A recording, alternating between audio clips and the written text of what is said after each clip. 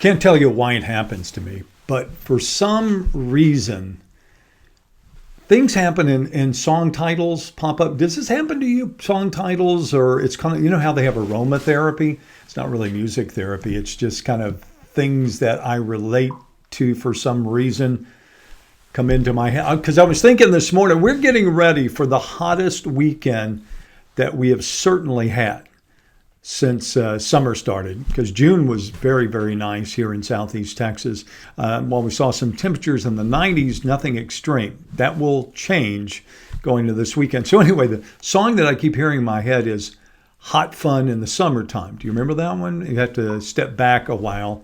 That was, Sly and the Family Stone, I think. But anyway, good morning to you. It's a Friday, and here we are in our house this morning. We're in our corner of the world. I can even show you some different things this morning because we have a couple of cameras set up, because people always ask me, where exactly are you in your house? What does it look like? What are you doing? Because what you see going this direction and what I see going that direction, two different things. But I am in what is now my studio/studio.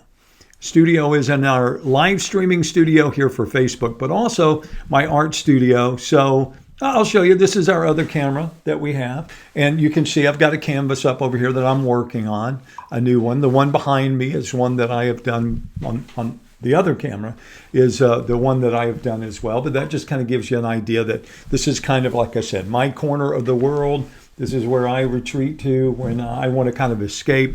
I just come into this room and get away from. I hope you have one of those places. It's kind of important to have a place these days that you can kind of get away from all the stress and strains and everything that's tugging at you in this, COVID era that we're going through. COVID seems to be a word that 6 months ago, none of us would have gone, you'd have gone, what? And now it just automatically pops into your head. Again, if you're not familiar, I'm Dan Gresham. I'm the morning show host on the local CBS affiliate. I've also been living in Southeast Texas for better than 4 decades. So we've been through a lot together, you and I, a lot of our friends who are familiar. We've been through, hurricanes, certainly tropical storms, explosions at plants, and now through a pandemic. And as we get through this, and which we will, it's just a matter of staying attuned, making sure that you know where you're at, knowing your risk tolerance, how much you're willing to put out there, and what the potential is, one direction or the other, whether you're overzealous or perhaps not protective enough. Anyway, a lot to do this morning, so let's catch you up on some of those headlines. I want to remind you too, if you're tuning in this morning here on Facebook, you know the drill. Just like you're posting a comment on any other Facebook post, you can just pop up your name. You can say good morning. You can certainly put something in if you have a thought or comment. Here's one this morning. We'll start out. Charles Burr. We have more than a few teachers who are over 50 years of age, and I would become, hang on just a second, let me move it. Any information on the possibility of early retirement for those teachers, being concerned, I guess, about being exposed to COVID. I haven't seen anything about the retirement plan. I would have to assume that is up to each individual school district as to how that works. But again, that would be something you would have to call and find out for. Personally, I'm not sure. I do know this. I saw that there has been an uptick in the number of retirements already. I also posted yesterday on my own Facebook page, so if you want to go look for that, just search for Dan Gresham. A very interesting story that was written by an infectious disease doctor, an epidemiologist, who was also the father of a number of children, who was talking about from his perspective, and he laid it all out. He gave all the facts, all the information, all the most recent studies. He was encouraging the idea of going back into the classroom, but he said there were a lot of extenuating circumstances and factors that should be applied in every district, and that you couldn't make one wholesale policy. Anyway, you can go, I believe I found that on vox.com, and you can go and also search and find it for yourself as well. All right, also don't forget, do me a favor, hit the like button if you're watching this morning and you enjoy the morning show updates, and we'll keep them coming. Right now, though, let's surf over to kfdm.com. We like to call it your first stop on the internet. where you can find all the latest headlines from across Southeast Texas and the Lone Star State. And of course, we'll start things off again by reminding you weather is something that affects everybody. Whether you're in direct contact with somebody who has coronavirus or not, that's one thing. But everybody will be affected by the weather, especially going into this weekend. As I mentioned the song, Hot Fun in the Summertime, it's going to be hot. We're talking triple-digit heat indices, and we're talking about potential of triple-digit air temps across Southeast Texas by the time we get to Sunday. So not so much today, but by the time we get to Sunday. So know that you can always go to KFDM.com, catch up on the latest forecast for sure. Among the top stories we're following on KFDM this morning, Jefferson County Jail inmates on lockdown. They have seen a significant spread inside the Jefferson County Jail. And we're talking about numbers that, I'll just go ahead and show you the story. But we're talking about numbers. 60 inmates tested positive the last time we were at the jail. 2 weeks ago, we were back yesterday. July 9th, 82. So 22 new cases actually in 2 days. 22 in 2 days. And again, the reminder, a positive test is not any significance of severity. A lot of people can have COVID, they can have the virus, and it's nothing more than mild symptoms. Other people, of course, you can have it, and it can mean death. It just depends on a lot of different underlying conditions, extenuating circumstances, whatever you want to call it, is how it goes for you. But you can go in and read that story again. Jefferson County inmates, Sheriff Zena Stevens says she's doing everything she can to make sure her inmates are taken care of, but at the same time, she's concerned about her staff as well. Let's talk just for a minute about numbers. You may see this story. It says July 9, Mid-County reports 56 new coronavirus cases. That's only in Mid-County. And across the region, and I narrowed it down because somebody asked me, why are you doing 8 counties? Okay, so we did 6 counties. I took out Liberty County and Chambers County. I should have left Chambers in, but I took it out. And I may put it back in on Monday. But these are the numbers. Let me come back to me here for a second. These are the numbers that I found. Here we go. Latest numbers from Southeast Texas. We had, and let me slip these back on so I can see what am I writing. 290 new positive results, 2 new deaths, and 107 people are hospitalized. So the good news is, when you look at these numbers, if there is good news, those are the highest numbers we've seen since the beginning of this pandemic in Southeast Texas. But the upside is that when you look at all of the different numbers from across the state of Texas, let me show you again the dashboard that we like to use. This is from Texas Health and Human Services. And they have a number of different things on here. They have testing data. They have the positivity rate. If you want to see that, you can just click on it and see there it is. And you see the dip and the huge spike there. You can see total number of tests given across the state. But you can also see hospitalizations. Do you remember it wasn't that long ago? We had 1,900 available ICU beds. We're below 1,000 now. That's statewide. And you can also follow the graph here and just look. If you go back even to the beginning of June, we had 2,000 people that were hospitalized in the state of Texas. As of yesterday, we have 9,689. And when I said the only thing that's interesting to me, we are service area R. So that's R. That encompasses Galveston, and runs back up towards, looks like probably San Augustine. It includes Beaumont, Port Arthur, Orange. And it's a service area. The population is 1.3 million. You see the total staffed hospital beds, 1,865. Available hospital beds, 257. Available ICU beds, 1. But you know what? Here's the thing, and I think any hospital administrator, anybody in the hospital business will tell you it's constantly fluctuating. This is 7/9 at 3:05. That's the last time it was updated. I'm not sure if it would update. Let's see if it updates. And you can do this at home on yours. So that's the last update that they have. But at any given moment, hospital beds go up and down. So you can go one day and there's one ICU bed and you can come back tomorrow. But that's not to say that we're not in a dire situation, because I think that you can read many stories. Would suggest that you go over, for example, to Texas Tribune. They have a number of interesting stories talking about hospital max numbers.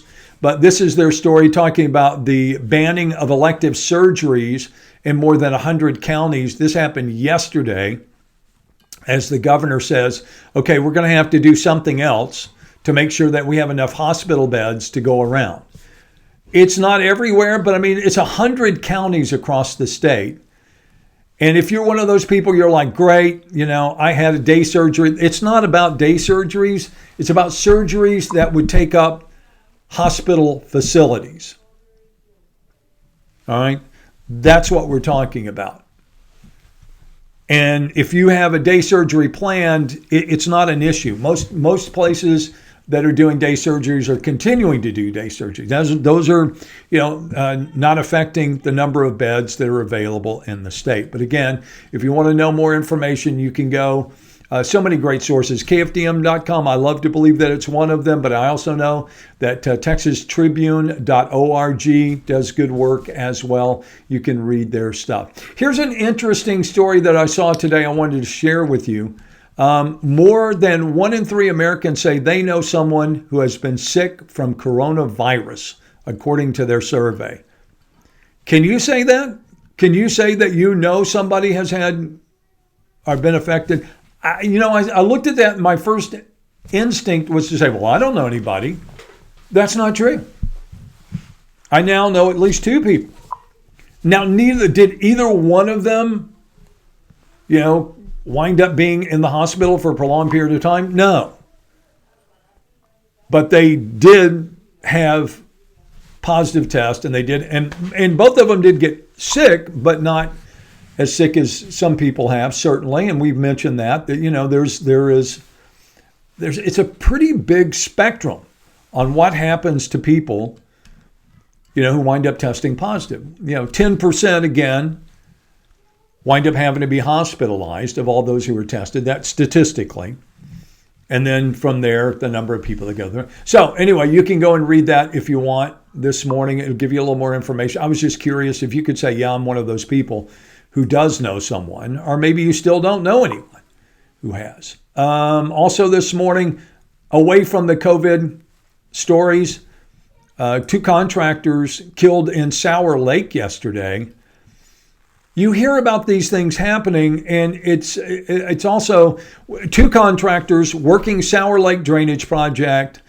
One man goes in, sadly dies after going in because he's overcome by gas. And doing what you would expect a lot of people would do, a coworker goes in after him. And that person dies as well, overcome by gas. So they wind up having to call mutual aid in to help them. Sad story. But again, 2 coworkers dead in Sour Lake working on a project there, a drainage project. Also, I just saw this morning, this one just posting up, motorcyclist killed in Pleasure Island crash. So you can go and read details of that this morning if you want to. Plenty of news out there, plenty of things that you can digest at KFDM.com. All right, let's come on back with us this morning, talk a little bit. Let's find out who's up, who's watching, who's got some questions, comments, thoughts as we work our way through this Friday, the 10th day of July. Chason, good morning to you. Sherry Barnett, good morning, Dan. Have a great weekend. Certainly plan on it. Hi, Jocelyn. Marie, good to have you with us this morning. Also, Jocelyn Andrews, Anna Hester is up with us. Tammy, good morning to you. Susan Johnson Shields, good to see you this morning as well. Hi, Christina. Let's see. Also this morning, Sherry says, I went for a 2-mile walk here in Nederland. It is hot. I hate to see how hot the weekend will be. Well, get ready, because if you're going to be out walking, let me suggest early morning or late afternoon. And the problem is we can say those things, but anybody who's lived here for any period of time knows that really it doesn't get cooler, if that's what you want to call it, if 85 is cooler, until the sun goes down. And that's 9 o'clock. So, it's not going to be real comfortable real quick. Who else is up this morning? Rielis Tibbs, good morning to you. Mary Palmer, Texans are tough birds. We are. I agree with you. Sandy Trevino, good morning to you. Luana Whitaker, watching from Orange this morning, while Joyce Potter is over in Port Neches. And Tom is in Lumberton this morning, keeping an eye on what's going on. Appreciate you guys all again contributing this morning and giving us a shout out.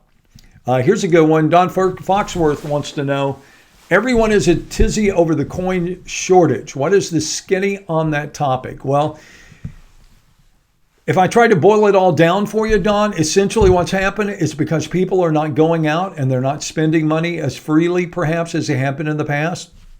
There are a lot of coins out of circulation.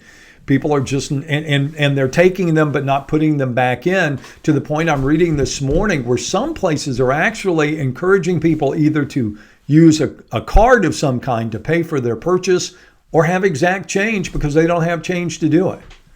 I'll tell you what, I'll see if I get a second, I'll Google the story. If not, you Google it, coin shortage, and you'll see it has to do with the mints and how much money is coming in and how much money is going out. Lula Whitaker this morning. What is the COVID numbers this morning? I see a lot of people wearing their mask over their mouth and not their nose. Explain that to me, please. Yes, the new numbers, you saw them. They're the highest numbers that we've seen since the beginning, again, of the pandemic here in Southeast Texas. We had 112 deaths here in the state of Texas yesterday. So when you say, well, yeah, hospitalizations are up, but deaths are down, I'm not sure you're going to be able to say that much longer. I mean, the data suggests that we are now starting to see deaths catch up with those hospitalizations proportionately. Some I read yesterday where I believe it was the CEO of Methodist Hospital in Houston was saying that he was very concerned that July 4th may have been a reloading, quote unquote, of the gun with all the people and activities and crowds and places that people went. Oh, and one other thing that I wanted, before I forget, I wanted to share with you this morning. I thought this was very interesting. 60% of all of those in this country that are testing positive are under the age of 50. 60%. So a lot of people are pointing fingers now saying, well, it's those young people. They're inflating the numbers, but they don't get sick, so it doesn't mean a whole lot. Well, maybe so, but hard to tell that to the people that just lost, that 112 people who just lost a loved one, families that lost a loved one. Also, let's see what's going on this morning. You ask, I'm sorry. You also ask people that are wearing it over their mouth, but not on their noses or under their noses. I think it's people who are hot or people who are uncomfortable with the mask. And that's obviously it's half as effective as it would be if you cover up your nose and your mouth, because you've left one intake open there. And I guess some people could argue, couldn't you, the point that if you're wearing a mask, shouldn't you be wearing goggles? Because don't they also say eyes or another? But again, it's about reducing the odds and reducing the risk. Ain't nothing, as they say, 100% foolproof, but you can lessen the odds by doing some things. That's the choice that you have to make. Leo Stringer, howdy, enjoying this, a casual check. It is a casual check. Thank you, Leo. Yeah, it will be much more casual next week when I'm not working the television show. I promise you, we'll probably be in here in t-shirt. We knew it would go up after July 4th. I believe it will start to flatten next week or the following. We have a much lower percentage of deaths. Well, we did have, the question, MJ, is whether or not it will stay that way. And as the old adage goes, only time will tell. Michelle Hall, how many of these beds are being used for COVID-19 patients? Well, I can tell you in Southeast Texas, I believe it's 111 beds are being used for COVID-related illnesses. Let's see. What else? Anybody else out there this morning with a question or comment? Oh, we were talking about 1/3 of all people know that they know somebody who's been hospitalized. Thelma McClellan says she does. Michael Hall says, I know I have not been those I know have not been hospitalized. That's where I'm at too, but obviously there are a number of people that are out there. Is it okay to go out and eat and have to remove your mask to eat? Are you exposed? Well, you may be exposed, but it's going to be pretty tough to eat if you have a mask on. So I don't see that you have any other choices. Again, the idea is, as far as the mask mandate goes here in the state of Texas, you have to wear it in. And most restaurants ask you to remain in your mask until you're seated. And then once you're seated, obviously you can remove it and do whatever you need to do to enjoy your meal, if you want to eat out. And again, that's something that every individual has to make that decision. We're going to have to live with this. It's not going anywhere. So how do you go out and feel comfortable if you go out? And if you don't feel comfortable, then probably, for your own well-being, mentally and physically, don't. Cindy wants to know, why is COVID-19 testing taking so long to get their results? Because of the backlog. Suddenly you've gone from having tens of thousands people, Cindy, tested to having hundreds of thousands of people tested a day. And you got to remember, all of these have to go to labs. All of them have to be, processed. Yeah, there's a backup. And many of these labs have now hired extra people. And they are also going to increase time frame, where they were working 5 days a week. Now they're working 6 days a week. Also, if you go to KFDM.com, you'll notice there's also a story this morning about rapid testing. There are some facilities here in Southeast Texas that are now offering rapid testing. And you may ask, what does that mean? How rapid is rapid? That means that you're talking about most people are saying that you're talking something in the neighborhood of, say, 15 minutes. But these are different than swab test. It's not the same thing. And again, I would suggest to you that you might want to do a little bit of research to find out just what the rates are as far as false positives on some of these tests. All tests, as I understand it, are not created equal. Some are better than others. But as you made your point, you also have to be willing to wait until you're actually going to get that test back. And I've heard wait times at this point are anywhere from 4 days to a week, 9 days. That's a long time to be waiting. If you're putting your life on hold and you're saying, well, I'm not going to do anything. I'm not going to expose any of my friends. I'm not going to go anywhere. I can't go back to work. 9 days is a long time. I mean, for most people at this point, if you're not at work, it's costing you, your paid time. So that means vacation flying out the window. Or as one of my coworkers said, who tested positive but never really got very sick, he called it a coronacation. That he was just going to have to stay at home, but yet it was going to cost him his vacation days. And it's interesting, too. Have you noticed how protocols are changing? Originally, if you knew someone who knew someone, people would say, stay home, quarantine. That's not the case anymore. There are so many cases out there now that if you did that, you'd never go to work.